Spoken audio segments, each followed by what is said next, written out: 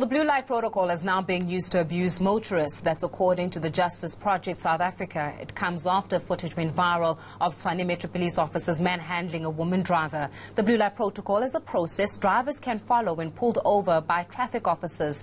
It should allow motorists to move from areas where they feel unsafe. So for more on this, I'm joined now by Howard Dubowski from Justice Project South Africa. Howard, thanks for joining us this evening. And the truth is, you were part of writing this blue light protocol, and you're saying you want to withdraw the endorsement of it. Why? Yes, absolutely.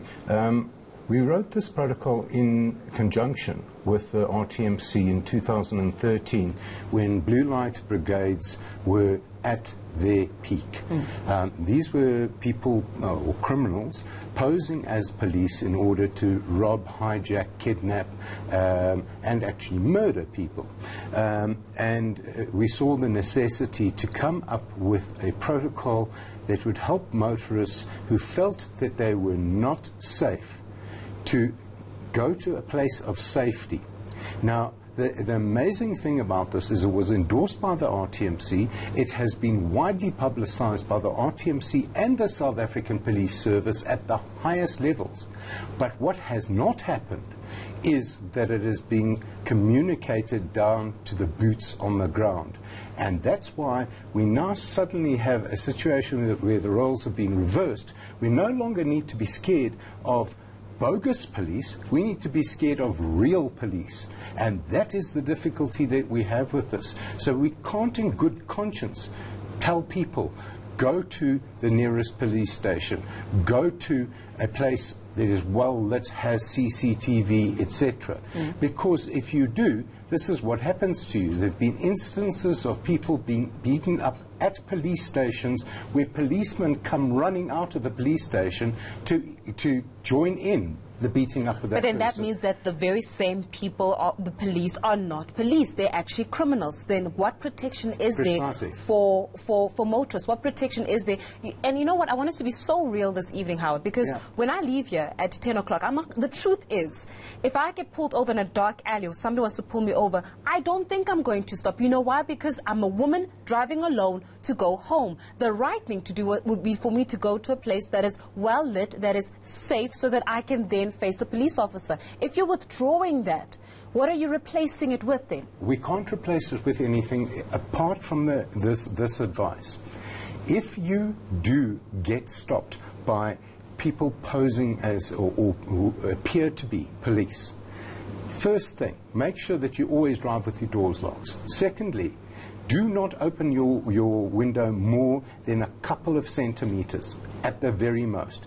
Thirdly, do not switch your engine off. And fourthly, do not engage your handbrake. If anything looks awry, put your foot on that accelerator and get out of there as quickly as possible. Unfortunately, the incidence of people getting hurt by our actual police has become too high. So there's either one of two things has to happen here.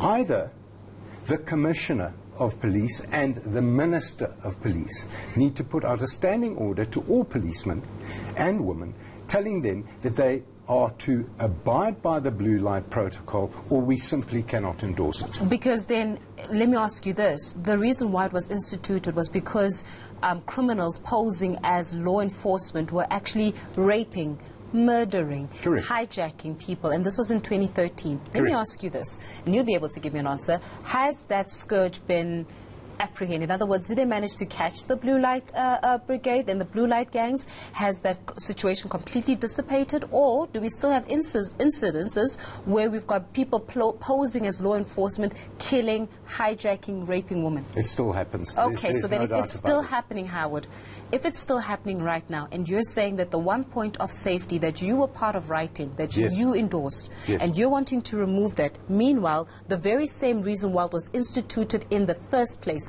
has not been done with, then what safety is there for motorists or any never mind even motorists, any South African at this point? Regrettably, there is none. And I think one needs to look at who has the constitutional duty to protect us from criminals. Is it Justice Project South Africa? No. It is the South African Police Service.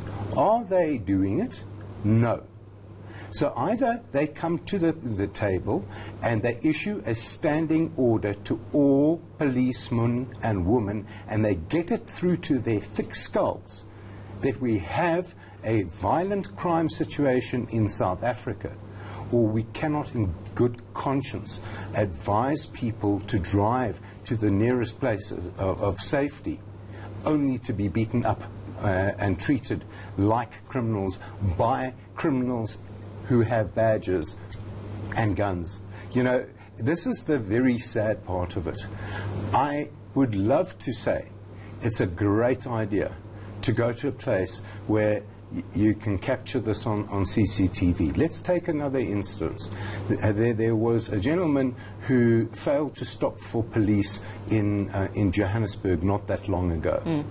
He was eventually crashed into stopping by the JMPD, and 9 JMPD cops pounced on him, and it resulted in his death.